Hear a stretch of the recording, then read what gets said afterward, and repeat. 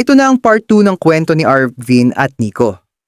Gagawin namin itong mini-series kaya sana samahan ninyo kami at abangan ang bawat upload. Para sa mga hindi pa napapakinggan ng part 1, pumunta lang sa playlist. Nandyan ninyo makikita ang part 1. Lalaki ako pero gusto kong tirahin at bimbangin si bro. Part 1. Or mag-scroll lang kayo sa mga videos at hanapin ang lalaki ako pero gusto kong tirahin at bimbangin si bro. Part 1. At huwag kalimutang i-hit ang notification bell at mag-subscribe para lagi kayong updated sa mga susunod na episodes. Hello mga listeners! Bago kayo magsimulang makinig sa kwento, sana ay huwag ninyong skip ang mga ads. Malaking tulong po ito sa amin upang maipagpatuloy namin ang paggawa ng mga kwentong maibabahagi sa inyo.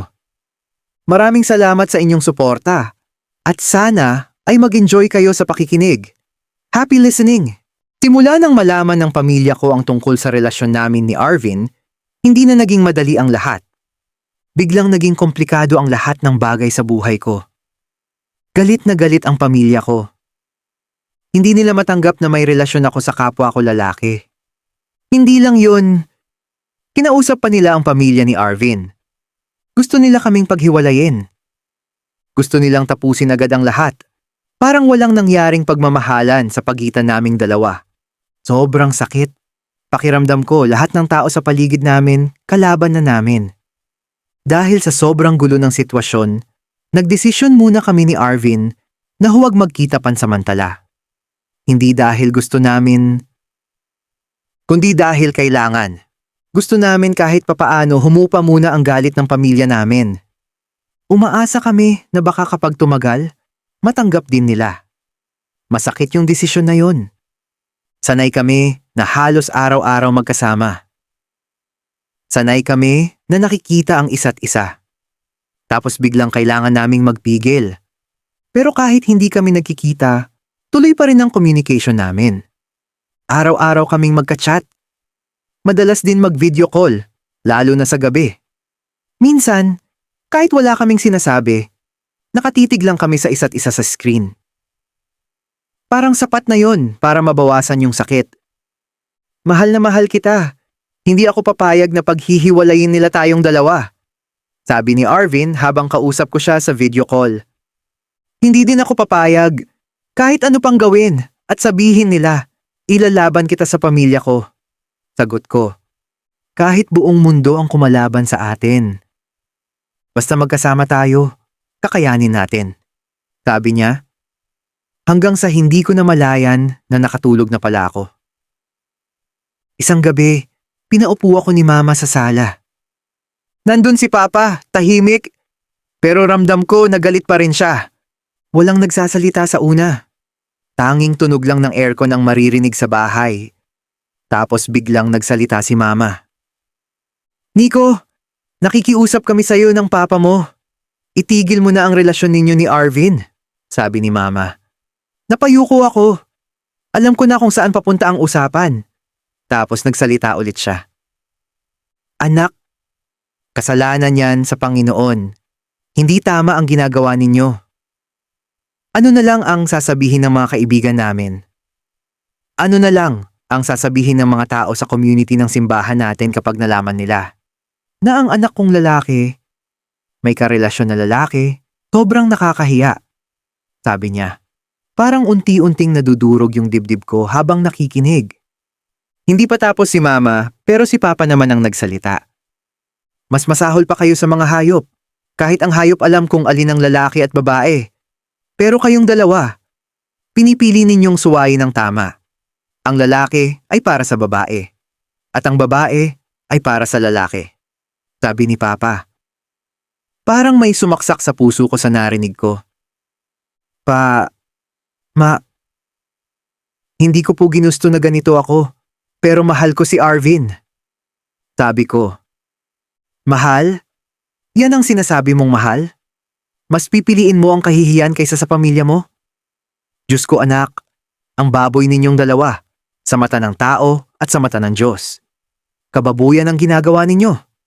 Sabi ni Mama. Tuluyan ng tumulo ang luha ko. Pumila ka, Nico. Kami na pamilya mo, or siya. Sabi ni Papa. Walang pupuntahan ng usapan na to. Sabi ko, tapos nag-walk out ako. Hindi ko na kinaya yung mga narinig ko mula kina mama at papa. Sumakay ako sa kotse at nag-drive ng nag-drive kahit hindi ko alam kung saan ako pupunta. Gusto ko lang makalayo kahit sandali. Habang nagmamaneho ako, paulit-ulit na bumabalik sa isip ko yung mga sinabi nila. Bakit ganun nila ako pagsalitaan? Parang nakapatay ako ng tao. Parang napakalaki ng kasalanan ko. Nagmahal lang naman ako. Ganun ba kasama yung ginawa namin? Kasalanan ba talagang mahalin mo ang taong nagpapasaya sa'yo? Kasalanan ba na piliin mo yung taong mahal mo kahit pareho kayong lalaki? Napahinto ako sa gilid ng kalsada. Pinatay ko yung makina, pero hindi tumigil yung ingay sa isip ko. Kung hindi kami pwedeng magmahal, bakit kami ginawa ng ganito? Kung mali kami, bakit ganito yung nararamdaman namin na sobrang totoo? Kung kasalanan, bakit parang dito lang ako masaya? Napatingin ako sa langit. Lord, masama ba talaga kami? Bakit mo kami ginawa kung hindi pala kami pwedeng maging ganito? Bakit mo hinayaan na magkakilala kami kung hindi rin pala kami pwedeng magkasama? Ang dami kong tanong, pero walang sagot. Sa lahat ng tao na pwedeng hindi tumanggap sa akin, hindi ko akalain na pati sarili kong pamilya. Kinuha ko yung cellphone ko at tinawagan ko si Arvin. Ilang segundo lang, sinagot niya agad. Hello? Nico? Nasaan ka? Sabi niya. Hindi ko agad siya nasagot. Humihinga lang ako ng malalim habang pinipigilan ko yung iyak. Pero hindi ko kinaya. Gusto kitang yakapin ngayon. Sabi ko sa kanya. Tapos bigla na lang akong napahagulhol sa iyak. Anong nangyari? Nasaan ka? Sabihin mo kung nasaan ka at pupuntahan kita. Sabi niya. Halatang nag-aalala siya. Hindi ako makapagsalita. Umiiyak lang ako ng umiiyak. Ilang segundo pa bago ako nakasagot. Wala naman.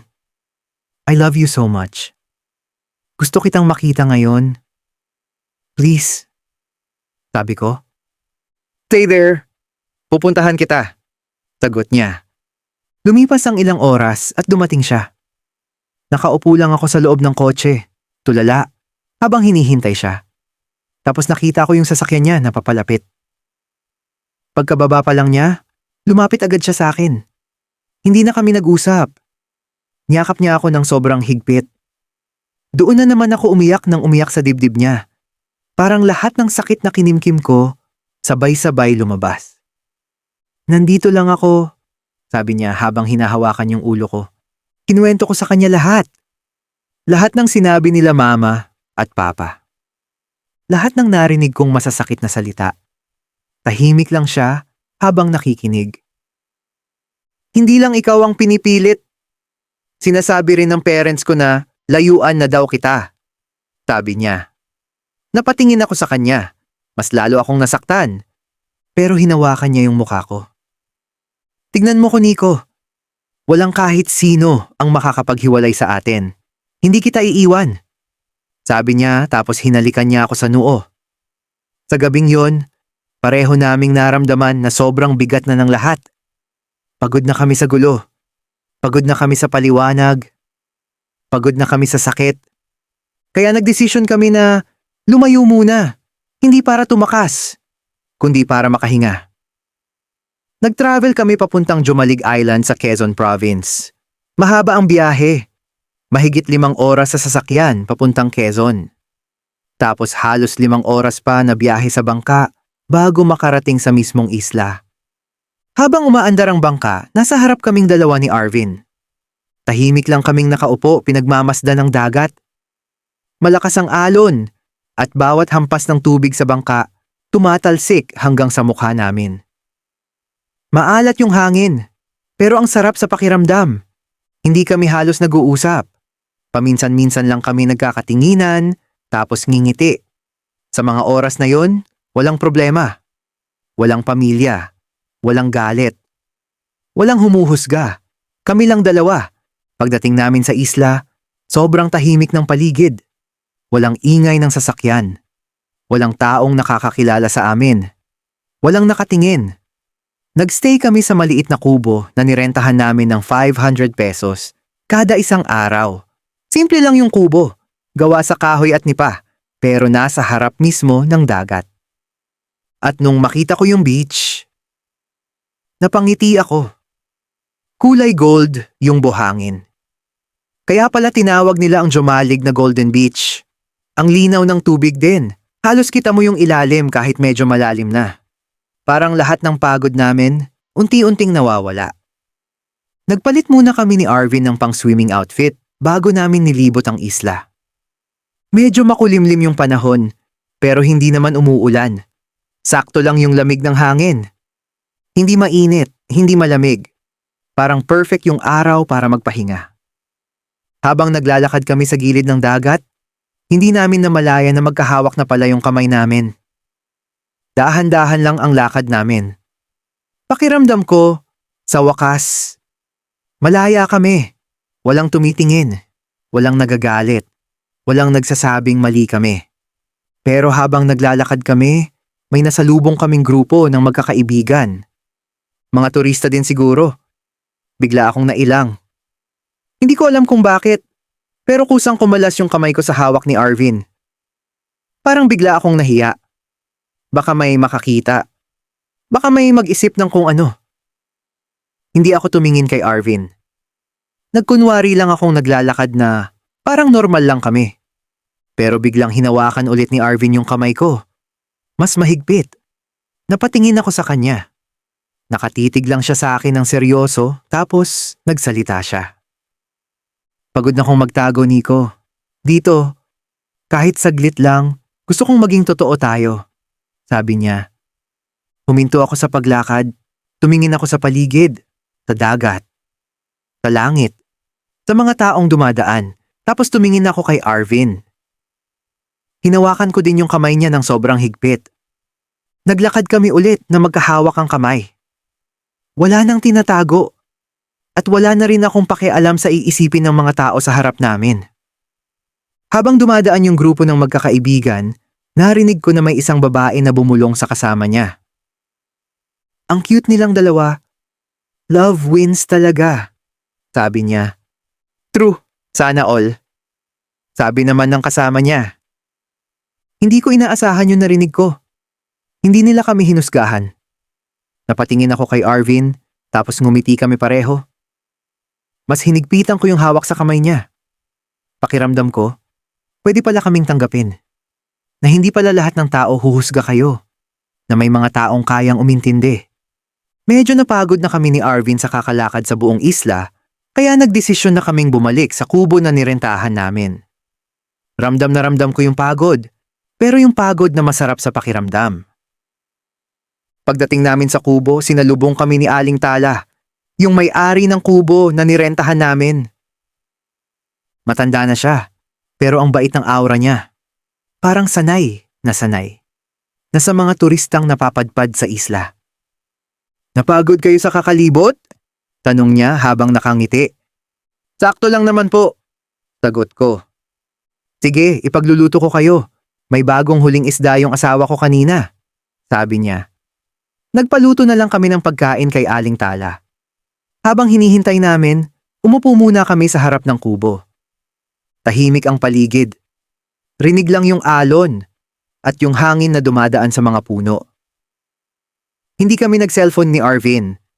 Gusto namin focus lang kami sa isa't isa ngayon. Ilang minuto lang, tinawag na kami ni Aling Tala para kumain. Napanganga ako sa dami ng pagkain. Mas lalo akong nagutom. May inihaw na isda. Mga prutas, seaweeds, malalaking pusit, tapos may halo-halo pa. Grabe! Ang sarap! Sabi ni Arvin. Kain kayo marami ha. Sariwang-sariwa yan, sabi ni Aling Tala. Kumain kami ng kumain, parang matagal kaming hindi nakakain ng ganito ka-relaxed. Sa mga simpleng sandaling yon, wala kaming iniisip na problema. Walang galit. Walang takot. Walang naguutos kung ano ang dapat naming maramdaman. Pagkatapos naming kumain, sobrang bigat ng katawan namin sa pagod. Sa haba ng biyahe. Tapos buong hapon pa kaming naglibot sa isla. Pareho na kaming halos wala ng lakas. Humiga lang kami saglit sa loob ng kubo.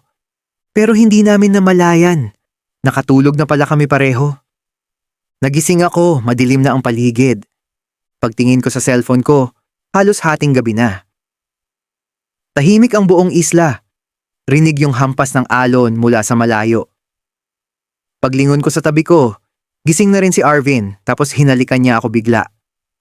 Mag-bonfire tayo sa dagat, sabi niya. Napangiti ako. Parang ang simple ng sinabi niya, pero ang saya sa pakiramdam. Lumabas kami ng kubo dala yung maliit na ilaw, tapos pumunta kami sa may dalampasigan. Tahimik ang paligid, walang tao, kami lang at yung tunog ng alon. Nangolekta kami ng tuyong kahoy sa gilid, tapos nagsindi kami ng maliit na bonfire sa buhanginan. Unti-unting lumiwanag yung paligid dahil sa apoy. Tumasabay sa galaw ng hangin yung apoy, habang yung alon naman dahan-dahang humahampas sa dalampasigan. Naglatag kami ng maliit na banig sa buhangin. Umupo kami sa harap ng apoy. Tumandal ako sa balikat ni Arvin. Nararamdaman ko yung init ng katawan niya, habang yung malamig na simoy ng hangin galing sa dagat humahampas sa amin. Sa harap namin, yung apoy. Sa taas namin, punong-puno ng bituin ng langit. Ang linaw ng kalangitan, parang mas malapit yung mga bituin kaysa dati. Ang tahimik, sabi ko. Parang walang problema dito. Sagot niya. Wish ko, sana ganito na lang palagi. Sabi ko, tapos napatingin siya sa akin. Yung tayo lang. Walang ibang nakikialam. Sabi niya, tapos hinalikan niya ako. Naglaban kami ng halik. Hanggang sa hindi na namin napigilan at humiga kami at nagbembangan. Kinabukasan, maaga kaming nagising ni Arvin. Paglabas pa lang namin ng kubo, sobrang ganda na agad ng umaga. Mahina ang hangin, medyo makulimlim pa rin, pero maliwanag ang paligid.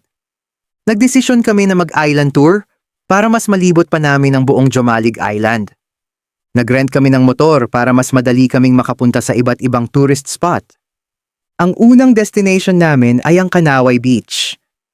Pagdating namin doon, napangiti agad ako sa ganda ng buhangin. Golden yung sand, tapos sobrang linaw ng tubig. Hindi na kami nag-isip, nagtanggal agad kami ng tsinelas at tumakbo papunta sa tubig. Nagtampisaw kami saglit, nagtawanan habang hinahampas kami ng alon. Pagkatapos nun, nagpicture taking kami. Kung ano-anong pose ang ginawa namin, parang kaming mga batang walang problema. Pagkatapos sa Kanaway Beach, pumunta naman kami sa tinatawag nilang Little Boracay. Hindi naman talaga siya mukhang Boracay, pero maganda pa rin yung beach. Puti yung buhangin, tapos ang tahimik ng paligid. Naglakad lang kami sa gilid ng dagat, tapos nag-selfie ulit. Halos mapuno na nga yung cellphone namin sa dami ng pictures. Pero ang pinaka-hinintay talaga namin puntahan, yung sikat na puno ng walang forever. Isang puno na nakatayo sa gitna ng napakalawak na damuhan. Walang ibang puno sa paligid, siya lang mag-isa. Dahil sa pangalan nitong puno ng walang forever, naging parang biro na destinasyon ito para sa mga taong nasaktan sa pag-ibig. O kaya naman sa mga magjowa na gustong patunayan na mali ang pangalan nito. Pagdating namin doon, napangiti kami pareho. Tara, akyatin natin, sabi ni Arvin. Seryoso ka? Baka magkahiwalay tayo niyan kapag umakyat tayo. Baka may sumpayan. Natatawa na sabi ko. Seryoso, patutunayan natin na hindi totoo yung walang forever dahil meron forever sa ating dalawa, sabi niya. Umakyat kami sa puno, dahan-dahan, habang nagtatawanan. Pagkaupo namin sa isang matibay na sanga, inilabas ko yung cellphone ko tapos nag-selfie kami. Lumapit si Arvin sa akin tapos inakbayan niya ako. Proof to, na merong forever, sabi ko. Habang nakaupo kami sa puno sa gitna ng malawak na damuhan, hinawakan ni Arvin ang mukha ko tapos hinalikan niya ako. I love you, sabi niya. I love you too, sagot ko. Nagstay kami sa Jomalig Island ng halos 1 linggo. Plano lang talaga namin nung una, 2 araw lang. Pero habang tumatagal kami doon, parang ayaw na naming umalis. Parang bawat araw na lumilipas, mas lalo naming nararamdaman kung gaano kasarap mabuhay ng tahimik. Yung walang nagagalit, walang nagtatanong, walang humuhusga. Tuwing umaga, sabay kaming nagigising sa tunog ng alon at naglalakad sa dalampasigan. Minsan naman, nakaupo lang kami sa harap ng kubo, umiinom ng kape na timpla ni Aling Tala habang pinapanood yung dagat. Sa gabi naman, madalas kaming nasa tabing dagat at nagbo-bonfire at nagbebembang kami. Parang kakaiba kasi and exciting kapag sa dagat kami nagbebembang. Ayaw na sana naming umalis pa sa isla. Sa loob ng halos 1 linggo na pananatili namin sa Jomalig, dun lang namin naramdaman yung katahimikan na matagal na naming hinahanap. Walang gulo, walang nakikialam, walang naguutos kung paano kami dapat mabuhay. Malaya kami. Pero kahit gaano pa kasarap manatili doon, alam namin na hindi pwedeng habang buhay kaming magtago. Maaga kaming umalis sa kubo nung araw na yon. Nagpaalam kami kay Aling Tala, tapos sumakay na kami sa bangka papunta sa port. Habang nasa biyahe, tahimik lang kaming dalawa. Pagdating namin sa port, saka lang ulit nagkaroon ng maayos na signal yung mga cellphone namin. Halos sabay kaming napatingin sa phone namin. Sunod-sunod ang pasok ng notifications, mga missed calls, mga text messages, mga chat.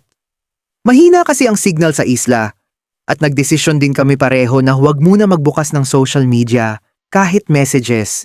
Halos hindi namin tinitingnan. May mga text at tawag sila mama. May email at chat yung boss ko sa work. Napabuntong hininga na lang ako. Kasi haharapin na naman namin ang reality. Habang naglalakad kami papunta sa parking kung saan namin iniwan yung sasakyan, dala pa namin yung mga bag namin galing sa biyahe. Mainit yung panahon at medyo pagod pa kami sa mahabang biyahe mula sa isla. Tahimik lang kaming naglalakad. Pareho pa rin kaming nag-iisip sa dami ng messages na natanggap namin. Bigla na lang napahawak sa balikat ko si Arvin. Napahinto kami sa paglalakad. Arvin, okay ka lang? Tanong ko. Napansin ko na parang namumutla siya. Masakit. Ulo ko. Mahina niyang sabi habang nakahawak sa ulo niya. Kinabahan agad ako. Teka, umupo muna tayo, sabi ko. Hinawakan ko siya sa braso at inalalayan para makaupo sana sa gilid, pero parang nangihina siya. Tapos bigla na lang siyang natumba at nawalan ng malay. Napaupo ako sa semento habang hawak ko siya. Lalo akong kinabahan. Nanginginig na yung kamay ko habang tinatapik ko yung pisngi niya. Arvin! Hoy! Arvin! Sabi ko. Pero wala siyang sagot. Bigla akong napatingin sa paligid. Please! Tulungan niyo kami! Sigaw ko. May mga tao nang lumalapit. May tumawag ng guard at may kumuha ng tubig. Nilagay namin ng mga taong tumulong si Arvin sa waiting shed para tignan, pero hindi talaga siya nagigising, kaya dinala na namin siya sa pinakamalapit na hospital. Pagdating namin sa hospital, agad kaming inasikaso ng mga nurse. Mabilis nilang kinuha si Arvin sa stretcher, habang ako naman halos hindi makasunod sa sobrang kaba. Sir, dito lang po muna kayo, sabi ng nurse habang tinutulak nila si Arvin papunta sa loob. Pwede bang sumama? Tanong ko. Sa emergency room po siya dadalhin. Hintayin niyo na lang po dito, sabi ng nurse. Bigla akong kinabahan. Bakit sa emergency room? Ang daming tumatakbo sa isip ko ngayon. Parang biglang nanghina yung tuhod ko.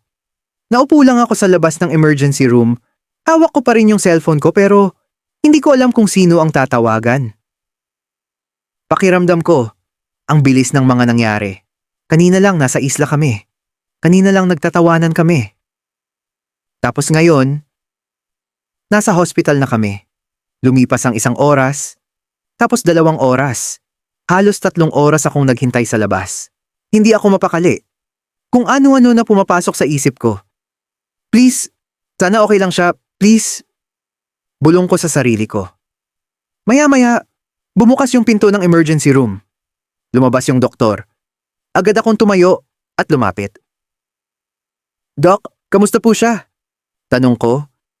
Tumingin muna siya sa papel na hawak niya. Tapos tumingin sa akin. Okay naman na siya. Stable na yung patient. Sagot niya. Parang nakahinga ako ng konti. Pwede ko ba siyang makita? Tanong ko. Oo naman. Sagot niya. Tapos tumingin ulit yung doktor sa papel na hawak niya.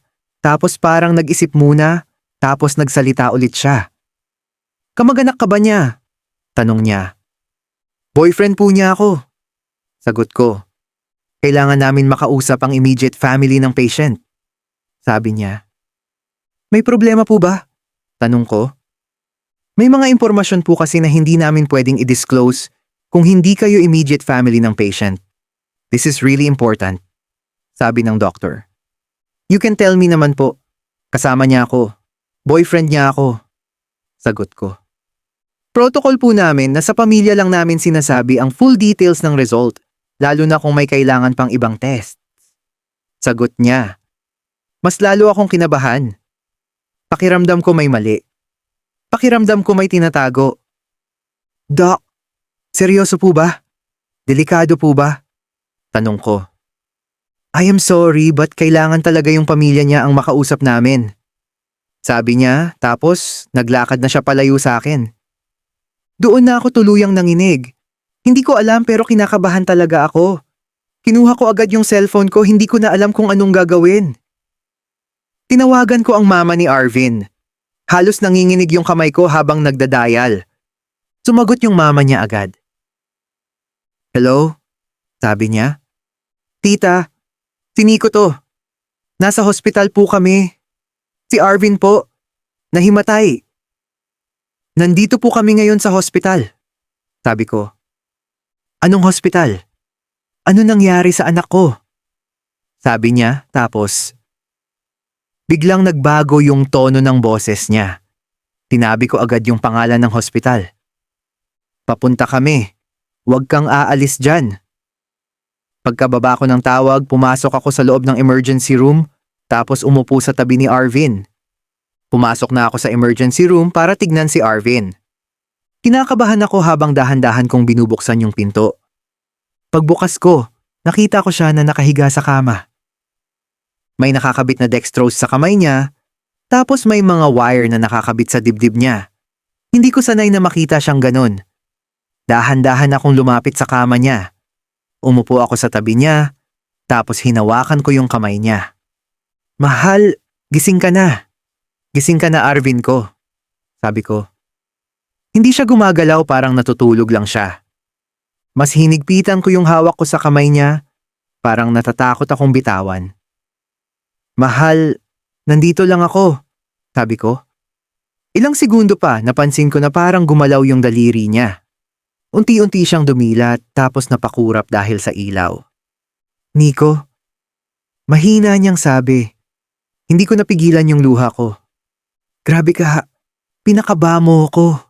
Sabi ko.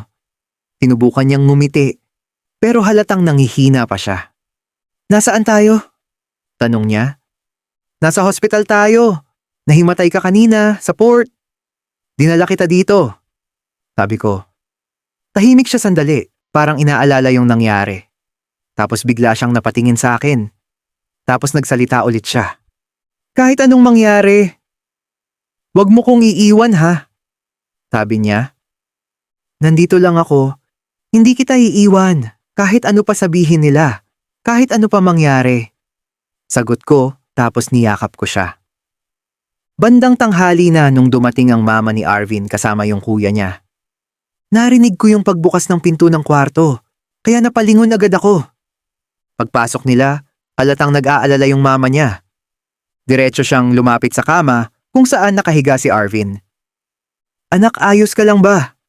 Tanong niya, habang hinahawakan yung noo ni Arvin. Oo ma, okay lang ako. Sagot niya ng mahina. Lumapit din yung kuya niya sa kabilang side ng kama. Tahimik lang ako sa tabi. Nakatayo. Hindi ko alam kung lalapit ba ako o lalayo. Biglang tumingin sa akin yung mama niya. Hindi siya nagsalita. Pero yung tingin niya, mabigat. Hindi ko maipaliwanag pero parang may halong galit. May halong tanong at halong lungkot.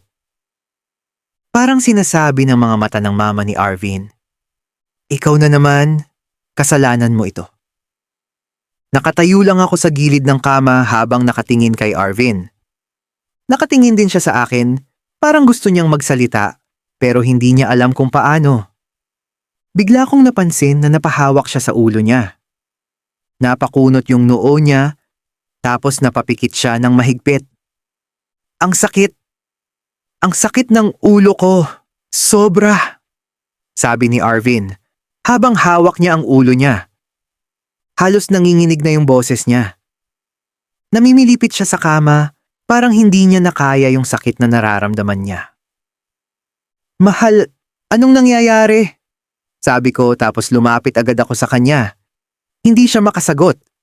Nakahawak lang siya sa ulo niya. Nagpanik na kaming lahat kaya tumawag kami ng doktor. Agad namang pumasok yung doktor kasama yung nurse. Mabilis nilang chinek si Arvin. Tapos may tinurok yung nurse sa kanya sa dextrose line. "Pampakalma muna," sabi ng doktor. Unti-unting humina yung paggalaw ni Arvin. Pero halata pa rin sa mukha niya na nasasaktan siya. Hindi ko alam ang nangyayari. Sobrang nag-aalala ako. Maya-maya, lumapit ulit yung doktor. Tumingin siya sa amin, tapos nagtanong, "Sino po ang pamilya ng pasyente?" Sabi ng doktor. Napatingin ako sa mama ni Arvin tapos sumagot siya. "Ako ang mama niya," sabi niya. "Ma'am, pwede ko po ba kayong makausap privately? May mga impormasyon po kasi na medyo maselan. At dapat pamilya lang ang pwedeng makaalam," sabi niya. Biglang bumilis ulit yung tibok ng puso ko. Napatingin ako sa mama ni Arvin. Tumingin din siya sa akin. Ilang segundo siyang hindi nagsalita. Ramdam ko na parang nagdadalawang isip siya. Tapos tumingin siya ulit sa doktor at nagsalita. "Okay lang, dito mo na lang sabihin. Everybody should know dahil pamilya kami ni Arvin," sagot niya. Huminga ng malalim ang doktor bago magsalita. "Sa mga initial tests po na ginawa namin, may nakita kaming abnormality sa scan ng ulo niya. May stage 1, tumor na siya sa ulo niya," sabi ng doktor. Parang tumigil ang mundo ko at sumikip ang dibdib ko. Biglang nagbago yung mukha ng mama ni Arvin at nalungkot. "Ano pong ibig sabihin? Anong mangyayari sa kapatid ko?" Tanong ng kuya niya. "Meron siyang brain tumor. Kailangan maoperahan agad siya at matanggal yung bukol habang hindi pa malala. He could die kapag hindi natanggal ang bukol na tumutubo sa ulo niya." "Ano pong klaseng bukol?" Mahina tanong ng mama ni Arvin tapos napaupo siya sa upuan. At this point, hindi pa po namin masasabi kung benign o malignant. Pero kailangan po namin siyang ma-admit para sa further tests. Pero this is really urgent at kailangan magamot at matanggal, sabi ng doktor. Napatingin ako kay Arvin. Nakatingin lang siya sa kisame, tahimik. Hindi ko alam kung narinig niya. Pakiramdam ko, mas mabigat pa sa kahit anong problema na naranasan namin. Ang haharapin namin ngayon. Parang kanina lang nasa isla kami. Kanina lang nagtatawanan kami sa tabing dagat. Kanina lang nakahiga kami sa buhangin habang pinapanood yung mga bituin. Magkatabi, magkayakap, nagmamahalan, walang iniisip na problema. Tapos ngayon nandito kami sa hospital at nalaman namin na may brain tumor si Arvin. Hanggang ngayon, hindi ko pa rin matanggap. Parang hindi totoo. Parang hindi siya yung tinutukoy nila. Hindi pa nga namin naayos yung problema namin sa pamilya. Hindi pa nga namin napapatunayan na kaya naming ipaglaban yung relasyon namin. Hindi pa nga kami nakakapagsimula.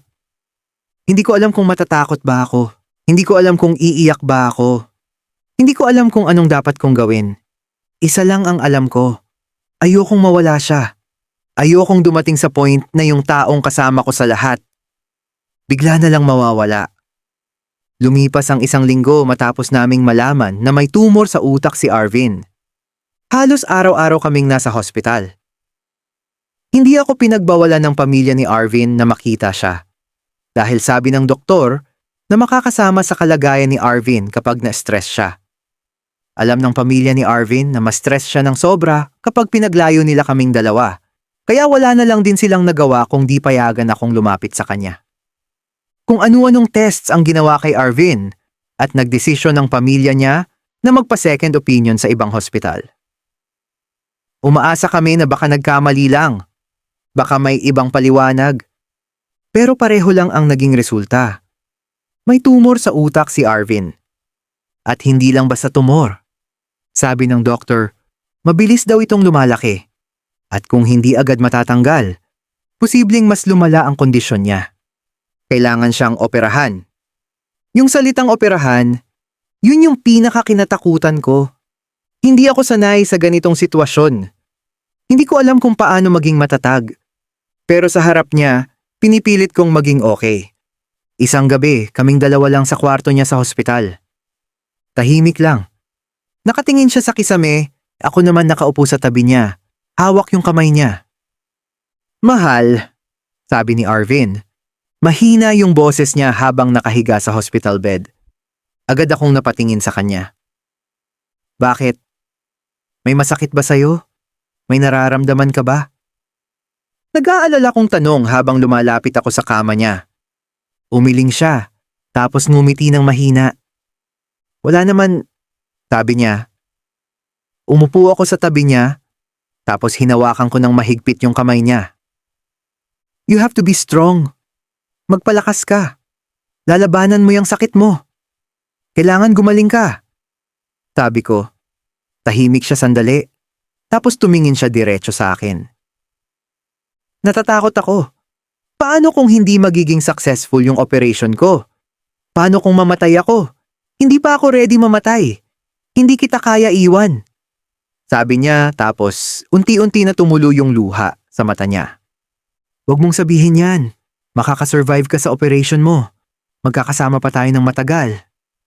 Sabi ko tapos umiyak na rin ako.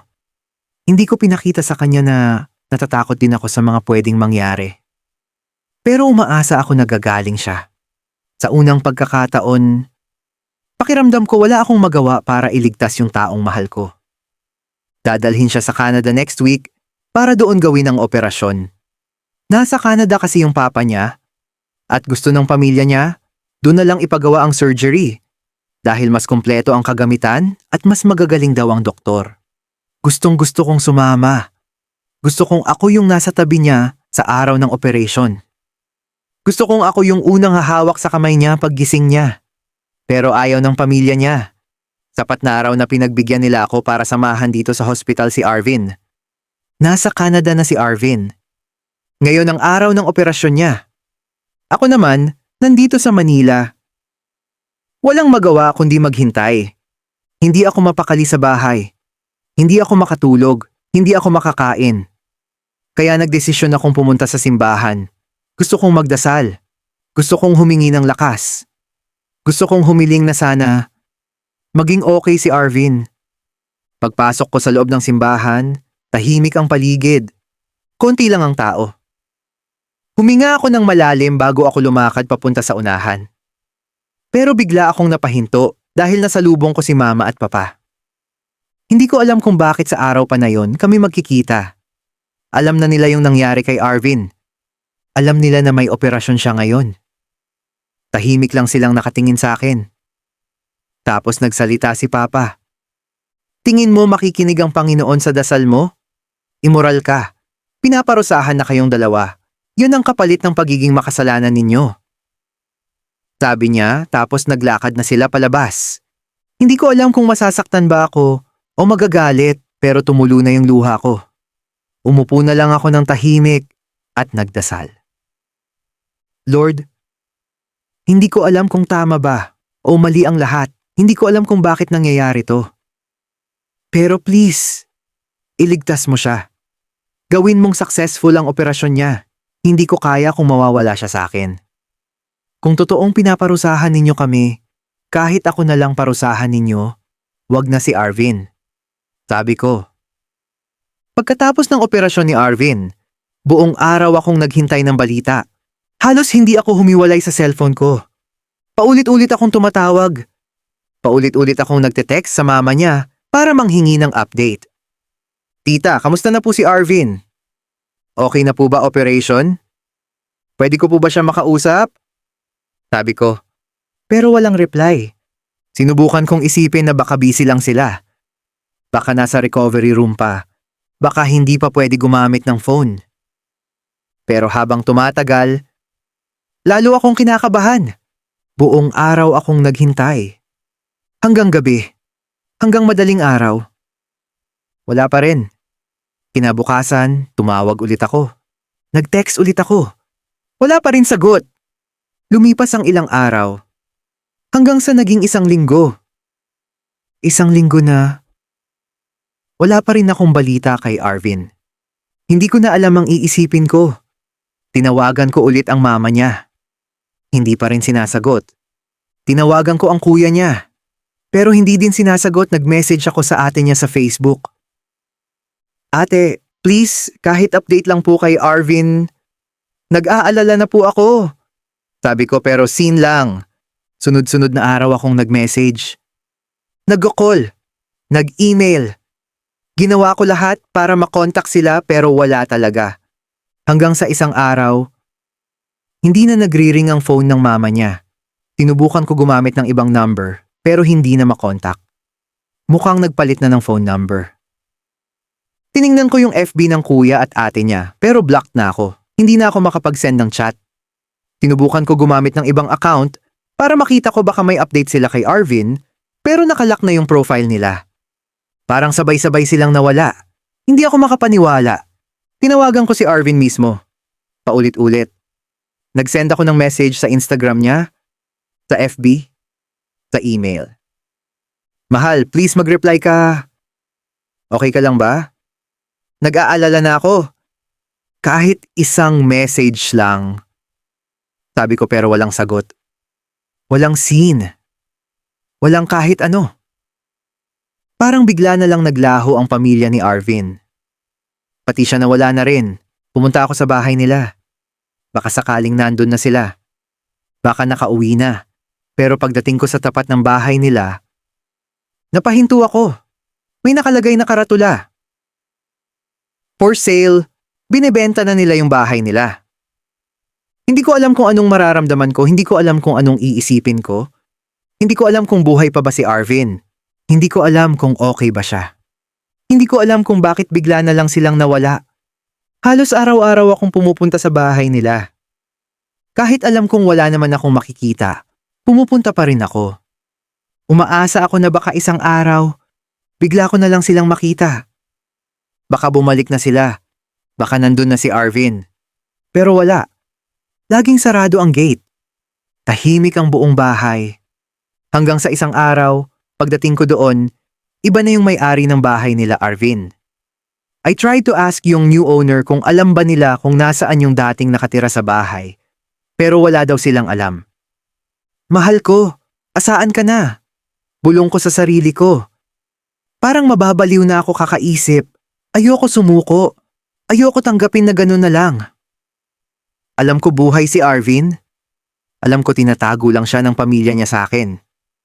Nagdesisyon ako na pumunta sa Canada para hanapin si Arvin. Kahit wala akong kasiguraduhan. Kahit hindi ko alam kung saan magsisimula. Basta ang alam ko, buhay siya at hinihintay din niya ako. Ginastos ko halos lahat ng savings ko para lang hanapin si Arvin. Isa-isa kong pinuntahan ang mga hospital sa Canada na alam kong pwedeng dalhan sa kanya. Nagtanong ako sa reception. Nagpakita ako ng picture niya. Halos araw-araw akong ganun. Umaasa ako na makikita ko siya pero wala. Wala sa kahit anong hospital. Wala sa kahit anong record na pwede nilang sabihin. Halos maubos ang pera ko sa kakahanap sa kanya at napilitan na akong umuwi. At doon ko unang naramdaman na baka hindi ko na talaga siya mahahanap. Lumipas ang mga buwan at naging 1 taon. Pero walang Arvin na lumitaw. 1 taon na walang balita. Isang taon na walang message. Isang taon na walang kahit anong sign kung nasaan siya. Hindi ko alam kung ano ang nangyari kay Arvin. O kung iniwan na niya talaga ako nang walang paalam. Pero hanggang ngayon may parte sa puso ko na umaasang isang araw bigla na lang siyang babalik. Gabi-gabi akong umiiyak. Halos araw-araw kong nararamdaman yung sakit sa dibdib ko na parang hindi na mawawala. Isang taon na ang nakalipas. Pero wala pa rin si Arvin. May mga gabi na hindi ako natutulog. Nakaupo lang ako sa gilid ng kama, hawak yung cellphone ko, tinitignan yung mga lumang message namin ni Arvin. Paulit-ulit kong binabasa. Paulit-ulit kong pinapakinggan sa isip ko yung boses niya. Minsan, gusto kong magalit sa kanya. Gusto ko siyang sigawan, gusto ko siyang suntukin. At sabihin na, bakit hindi ka man lang nagparamdam? Bakit hinayaan mo kong mag-isa? Bakit hindi mo ako binalikan? Kung ayaw mo na sa akin, bakit hindi mo na lang sabihin para makamove on na ako? Sabi ko sa isip ko. Pero hindi ko magawa. Kasi hindi ko naman alam ang totoo. Hindi ko alam kung anong nangyari sa kanya. Hindi ko alam kung pinili niya bang mawala o may nangyari na hindi niya kontrolado. Or hindi successful ang operasyon niya at matagal na siyang patay. Simula nung nawala siya, parang nag-iba na yung buhay ko. Palagi lang akong nasa kondo. Hindi ako lumalabas. Hindi ako nakikipagkita sa kahit kanino. Napabayaan ko na yung sarili ko. Minsan buong araw hindi ako kumakain. Minsan hindi ako naliligo. Hindi ko nakilala yung sarili ko sa salamin. Parang nasira yung buhay ko nung nawala siya. Isang gabi, tumayo ako sa harap ng salamin. Matagal ko lang tinitigan yung sarili ko. Namumugto yung mata ko. Payat na ako. Magulo yung buhok ko. Hindi na ako yung dating ako. Unti-unting tumulo yung luha ko. I think it's time move on and move forward, sabi ko. Masakit sabihin. Parang pinipilit ko lang. Pero alam ko, kung hindi ako gagalaw, tuluyan na akong mawawala at lalamunin ng lungkot. Kaya sinimulan ko ulit. Inayos ko yung sarili ko. Naglinis ako ng kondo. Tinapon ko yung mga bagay na nagpapaalala ng sakit, pero tinago ko yung mga ayokong mawala. Naghanap ako ng trabaho. Nag-apply ako, kahit ilang beses akong na-reject hanggang sa nakahanap ulit ako ng bagong work. Nag-gym ako. Pinilit kong bumalik sa dating katawan ko. Pinilit kong bumalik sa dating routine ko. Naglaro ulit ako ng basketball. Araw-araw dahan-dahan. Hindi para kalimutan siya. Hindi para palitan siya. Kundi para mabuhay ulit. Ginawa ko lahat para maging okay ulit ang buhay ko. Para maging mas maayos ako. Para maging mas matatag ako ulit. Unti-unti na akong nakaka-move on. Hindi man tuluyang okay, pero hindi na tulad dati na gabi-gabi akong umiiyak. May trabaho na ako. Nakabalik na ako sa gym at paglalaro ng basketball. May routine na ulit yung buhay ko. Hanggang sa isang araw, kakatapos ko lang mag-gym. Pagod ako at medyo masakit ang katawan ko, so I decided na dumaan muna sa isang coffee shop bago umuwi. Nagpark ako ng sasakyan sa parking lot, tapos naglakad ako papunta sa entrance. Habang naglalakad ako, bigla akong napahinto. Parang may nakita akong pamilyar. Sa una, akala ko na malikmata lang ako. Pero nung tumingin ulit ako, nanlamig yung buong katawan ko. Si Arvin. Hindi ako pwedeng magkamali. Kahit gaano katagal, kilala ko siya. Yung tindig niya. Yung lakad niya. Yung mukha niya. Si Arvin yon. Parang tumigil yung mundo ko. Mabilis akong naglakad papunta sa kanya. Habang palapit ako, mas lalo akong nanginginig. Hindi ko alam kung anong sasabihin ko. Isang taon ko siyang hinanap. Isang taon akong walang alam kung buhay pa ba siya or hindi na. Tapos ngayon, nandito na siya sa harap ko. Arvin, mahina akong tawag sa pangalan niya. Napalingon siya. At nung nagtagpo yung mga mata namin, hindi ko na napigilan. Tumulo agad yung luha ko. Lumapit ako sa kanya ng mabilis. Tapos niyakap ko siya ng sobrang higpit tapos nagsalita ulit ako. Anong nangyari sa'yo? Bakit hindi ka na nagparamdam sa akin? Bakit bigla ka na lang nawala after ng operation mo? Anong nangyari, mahal? Sabi ko. Umiiyak na ako sa harap niya. Pero bigla niya akong tinulak at napaatras ako. Seryoso yung mukha niya. Walang emosyon. Parang hindi niya ako kilala. Sorry, kilala ba kita? Tanong niya. Arvin, ako to. Si Nico. Sabi ko. I don't really know you. Sabi niya. Tinitigan niya lang ako, seryoso, parang pilit inaalala kung sino ako. Sinubukan kong ipaintindi at ipaalala sa kanya kung sino ako pero hindi niya talaga ako maalala. Na para bang hindi ako naging parte ng buhay niya. Mas lalo akong nasasaktan habang nakatingin sa mga mata niya. Kasi yung mga mata na yon, dati puno ng pagmamahal. Ngayon para ng bulag at sinasabi na hindi ako parte ng buhay niya. Parang may sumabog sa dibdib ko. Hindi ako makahinga. 1 taon ko siyang hinanap. Tapos ngayong nandito na siya, hindi niya na ako kilala. I'm still processing all my emotions nang biglang may babaeng lumapit kay Arvin. Hinawakan siya sa braso na parang sanay na siya sa ganong lambing. Honey, tapos na ako mag-shopping. Thank you for waiting, sabi ng babae habang nakangiti. Hindi pa ako nakaka-react. Lumapit siya kay Arvin, tapos hinalikan niya sa labi. Parang may kutsilyong dahan-dahang tumusok sa dibdib ko. Hindi ko alam kung ano ang mas masakit. Yung hindi niya ako nakilala, o yung makita ko siyang may kasamang iba. Napatingin sa akin yung babae, halatang nagtataka. Do you know him? Tanong niya kay Arvin. Tumingin sa akin si Arvin. Diretso sa mata ko. Yung tingin na yon, hindi na tulad ng dati. Wala nang pagmamahal. I don't know him. He just thought I am someone he knows. Let's go, sagot niya. Pinagbuksan niya ng pinto yung babae sa sasakyan tapos sumakay sila. Bago isara ni Arvin yung salamin ng sasakyan. Napatingin siya sa akin, saglit sa akin. Umikot yung sasakyan tapos dahan-dahang umalis sa parking. Hindi ako gumalaw. Parang hindi pa nagsisink in. 1 taon ko siyang hinanap. 1 taon akong umasa. 1 taon akong naniwala na babalik siya. Tapos nung nakita ko siya, hindi niya ako kilala. May iba na siyang kasama. At ako, naiwan pa rin sa nakaraan namin. Bumalik ako sa kotse ko. Tapos doon ako umiyak ng umiyak. Bakit, Arvin, bakit hindi mo man lang ako naalala? Anong nangyari sa'yo? Bulong ko sa sarili ko habang umiiyak. Nabitin ba kayo sa kwento ni Nico at Arvin?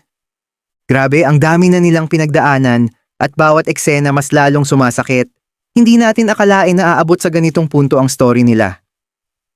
Sa susunod na episode, malalaman na natin ang point of view ni Arvin. Kung bakit hindi niya maalala si Nico, kung ano talaga ang nangyari pagkatapos ng operasyon, at kung bakit biglang nagbago ang lahat. Next Friday ilalabas natin ang kasunod na part kaya wag ninyong palalampasin. Kung gusto ninyo ng part 3, mag-comment lang kayo ng part 3 para malaman namin na gusto pa ninyo ng susunod na eksena. Maraming salamat sa pakikinig at sa patuloy na pagsuporta sa kwento ni Nico at Arvin. Don't miss out on our latest wild and unfiltered stories. Subscribe now to The Vibe is Unfiltered on YouTube and follow us on X, Instagram, and TikTok at The Vibe is Unfiltered. For extra updates and more kwento, like and follow our Facebook page, The Vibe is Unfiltered. Stay tuned! Mas marami pa kaming pasabog na stories for you.